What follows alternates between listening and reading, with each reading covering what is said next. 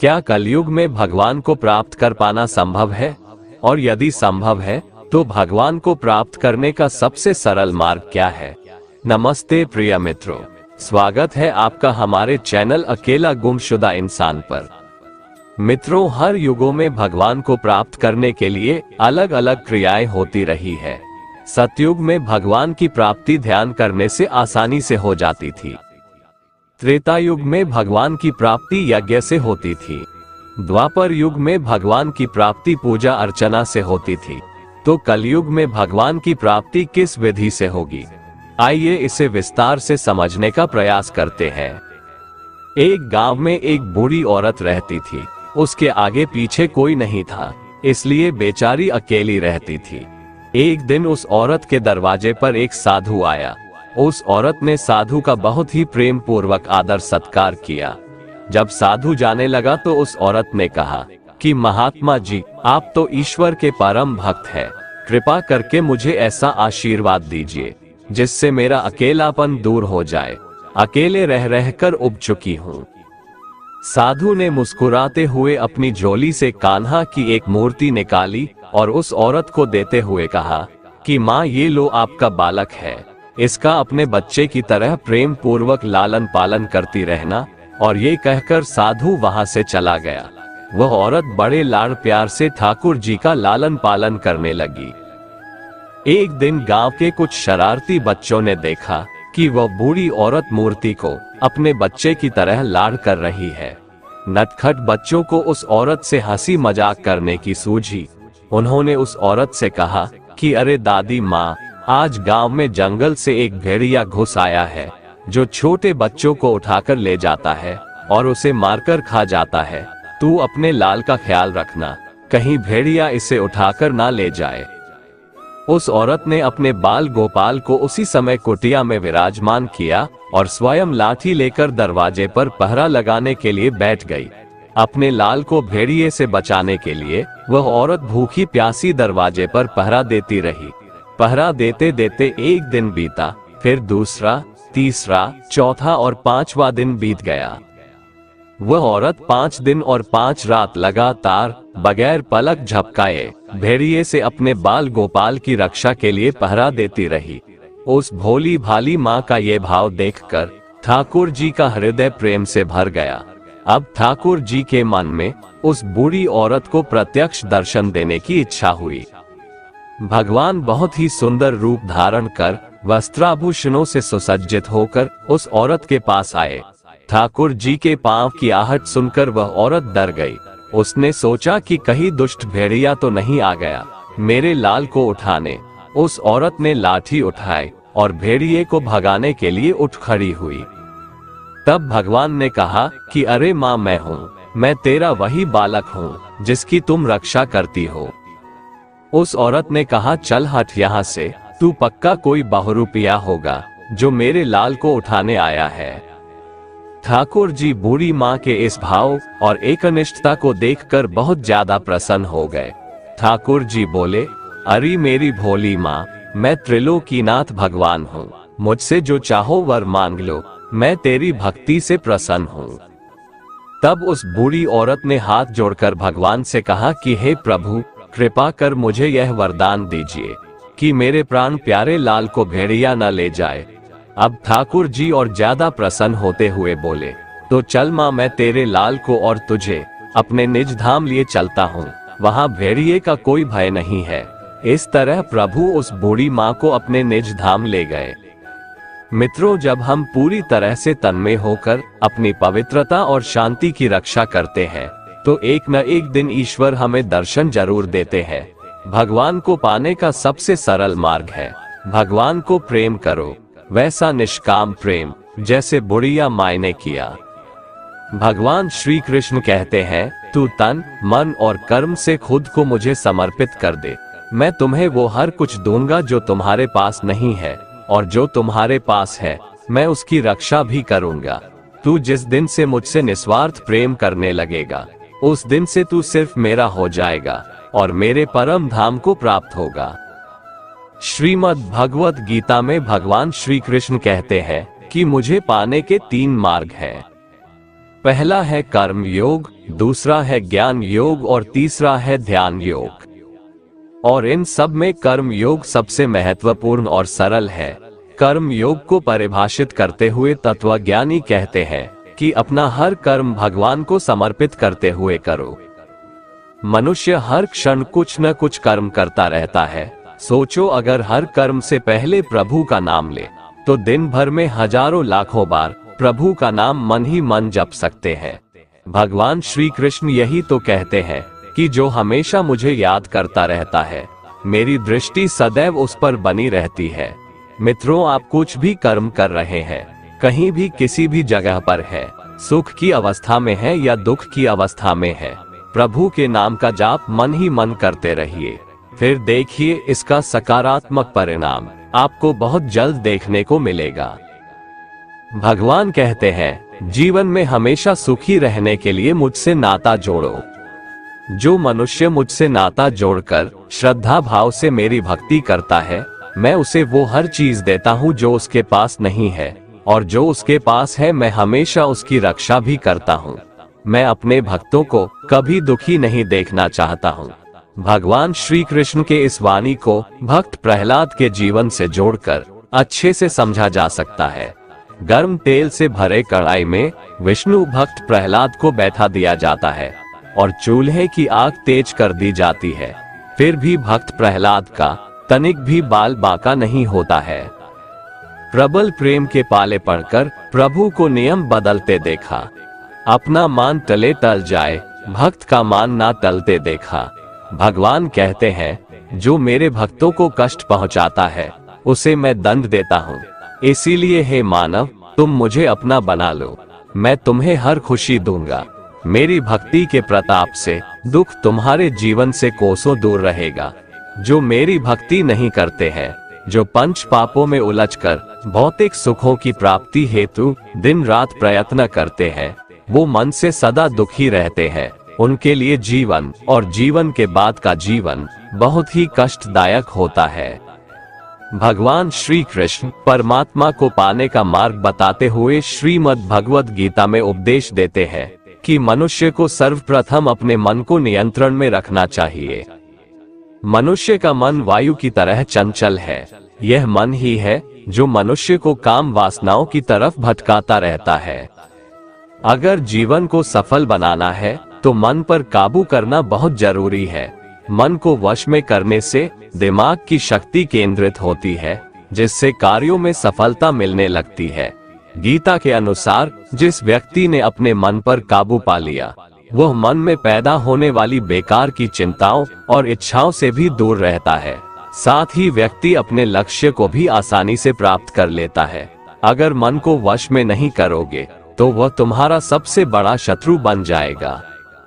जो मनुष्य सुख और दुख में शांत रहता है, जिसके राग, भय और क्रोध नष्ट हो गए हैं, जो मनुष्य शुभ और अशुभ वस्तु को पाकर न प्रसन्न होता है और न द्वेष करता है, जिन्होंने अपनी इंद्रियों को वश में कर लिया है, वह स्थिर बुद्धि मनुष्य मुनि के समान है। ऐसा मनुष्य स्थिर चित्त और इंद्रियों को वश में करके ज्ञान द्वारा परमात्मा को प्राप्त करके हमेशा संतुष्ट रहता है। हमेशा शक करने वाला व्यक्ति कभी शांति प्राप्त नहीं कर पाता है।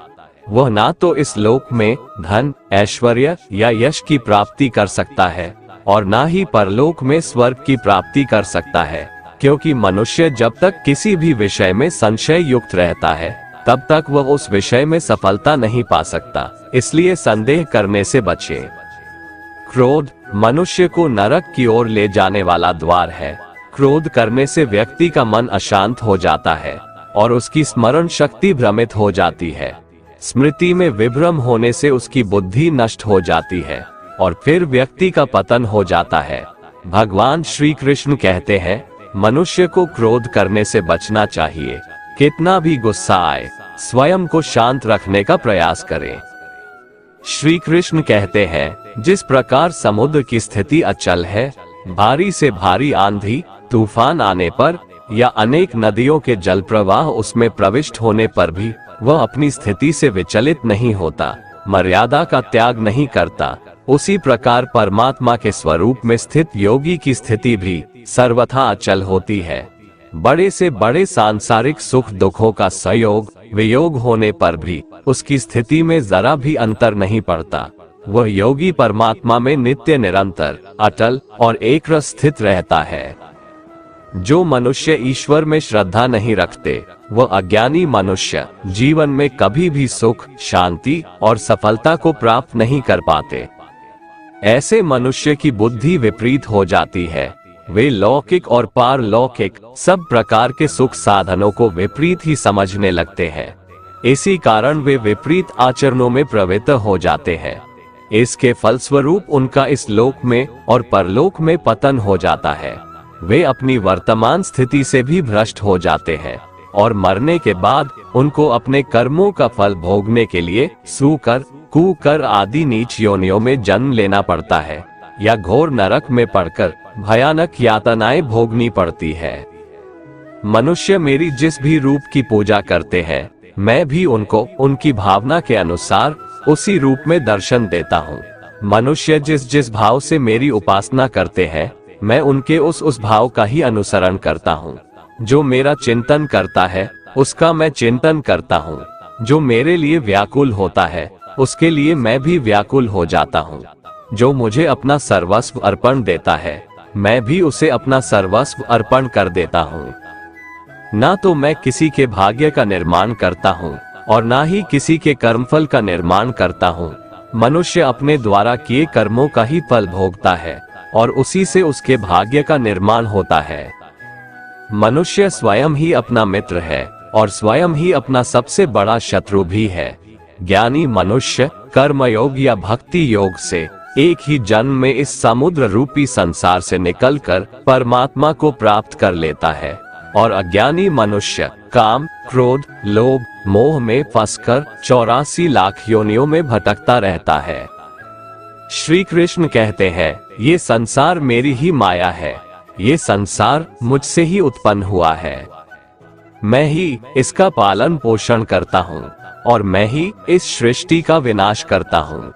मैं जल में रस हूँ, चंद्रमा और सूर्य में प्रकाश हूँ, संपूर्ण वेदों में ओंकार हूँ, आकाश में शब्द और पुरुषों में पुरुषत्व हूँ। मैं ही सूर्य रूप से तपता हूँ, वर्षा का आकर्षण करता हूँ और उसे बरसाता हूँ। हे अर्जुन, मैं ही अमृत और मृत्यु हूँ, सत असत भी मैं ही हूँ। मैं धरती की मधुर सुगंध हूँ, मैं अग्नि की ऊष्मा हूँ, सभी जीवित प्राणियों का जीवन और सन्यासियों का आत्म संयम भी मैं ही हूँ। मैं भूत, वर्तमान और भविष्य के सभी प्राणियों को जानता हूँ, लेकिन वास्तविकता में मुझे कोई नहीं जानता। जब जब इस संसार में धर्म की हानि और अधर्म की वृद्धि होती है, तब तब अधर्म का विनाश कर धर्म की पुनर्स्थापना हेतु मैं अपने एक नए रूप को रचता हूँ और मनुष्यों के सम्मुख प्रकट होता रहता हूँ। यदि कोई दुराचारी भी अनन्य भाव से मेरा भक्त बनकर मुझको भजता है, तो वह पुरुष भी साधु के समान है, क्योंकि उसने भली भांति निश्चय कर लिया है कि परमेश्वर के भजन के समान अन्य कुछ भी नहीं है। जिस प्रकार प्रकाश की ज्योति अंधेरे में चमकती है, ठीक उसी प्रकार सत्य भी चमकता है। इसलिए व्यक्ति को सदैव सत्य के मार्ग पर चलना चाहिए। कितना भी बुरा वक्त आ जाए, कभी विचलित नहीं होना चाहिए, बल्कि डटकर उसका सामना करना चाहिए, क्योंकि इस संसार का नियम है, जो आया है उसे दुख का सामना करना पड़ेगा। रोने से और चिंता करने से कोई फायदा नहीं होने वाला है, बल्कि इससे दुख और बढ़ेगा। कोई आदमी चाहे लाख चीजें जान ले, चाहे वो पूरे जगत को जान ले, लेकिन अगर वह स्वयं को नहीं जानता तो वह अज्ञानी है। मानव कल्याण ही भगवत गीता का प्रमुख उद्देश्य है। इसलिए मनुष्य को अपने कर्तव्यों का पालन करते समय मानव कल्याण को प्राथमिकता देना चाहिए।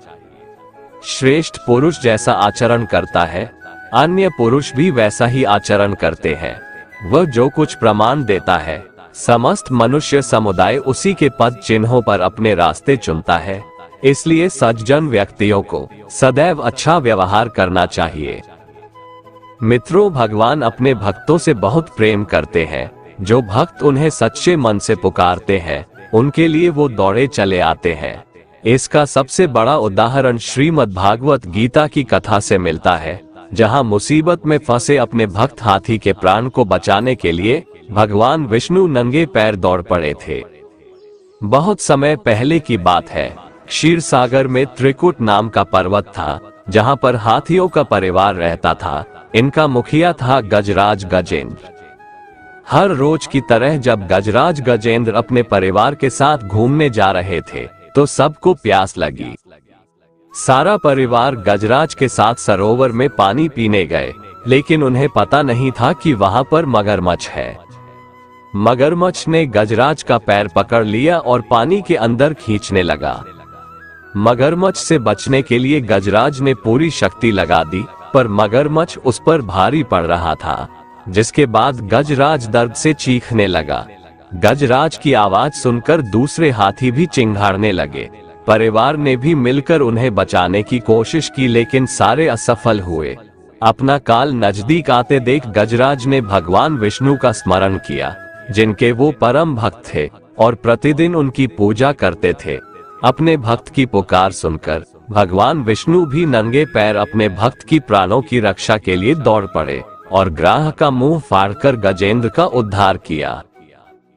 एक सेठ जी बड़े कंजूस थे। एक दिन उन्होंने दुकान पर अपने बेटे को बैठा दिया और बोले कि बिना पैसे लिए किसी को कुछ मत देना, मैं अभी आया। कुछ देर बाद उनकी दुकान पर एक संत भिक्षा मांगने आए।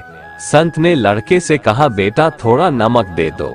लड़के ने संत को डिब्बा खोलकर 1 चम्मच नमक दिया। जब सेठ जी दुकान पर आए तो देखा कि डिब्बा खुला पड़ा था। सेठ जी ने कहा कि क्या बेचा? बेटा बोला, एक संत जो तालाब पर रहते हैं उनको 1 चम्मच नमक दिया था। सेठ का माथा ठनका। वो बोले, अरे मूर्ख, इसमें तो जहरीला पदार्थ है। अब सेठ जी भागकर संत के पास गए।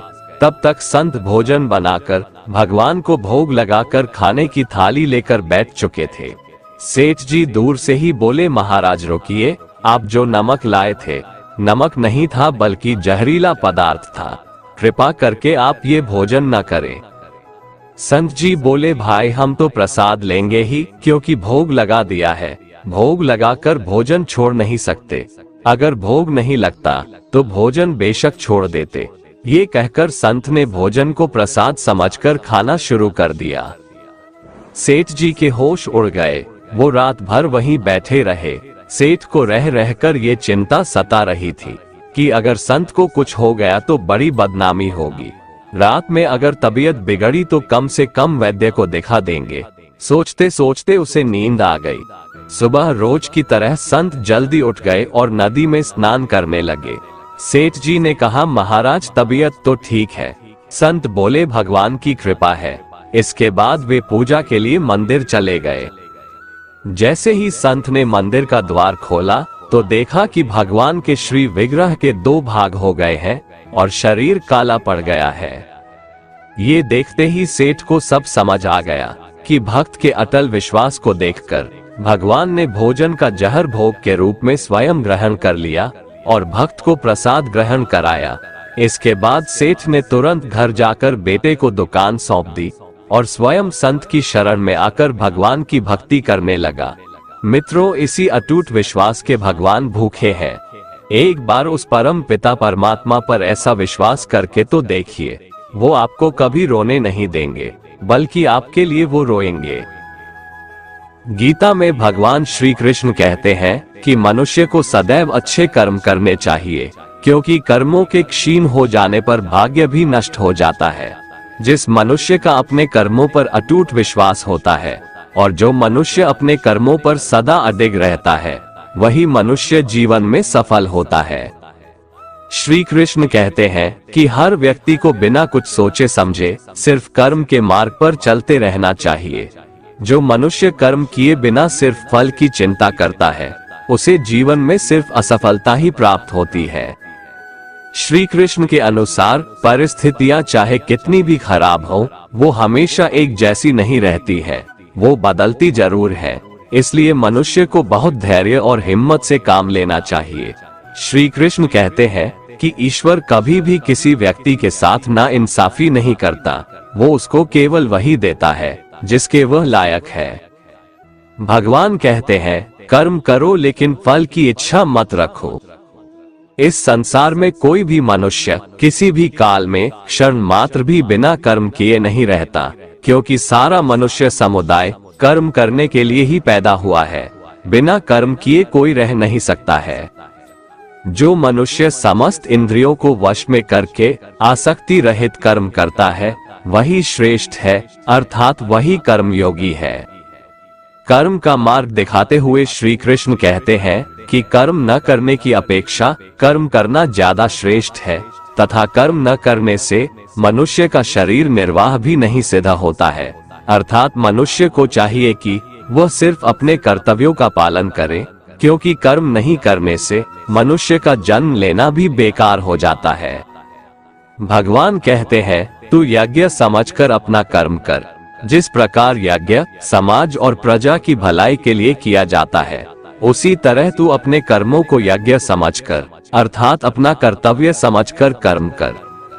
जो पुरुष इस परंपरा से नहीं चलता, प्रकृति के नियमों का पालन नहीं करता, अर्थात अपने कर्तव्य का पालन नहीं करता, वो इंद्रियों के द्वारा भोगों को भोगने वाला पापी पुरुष व्यर्थ ही जीता है।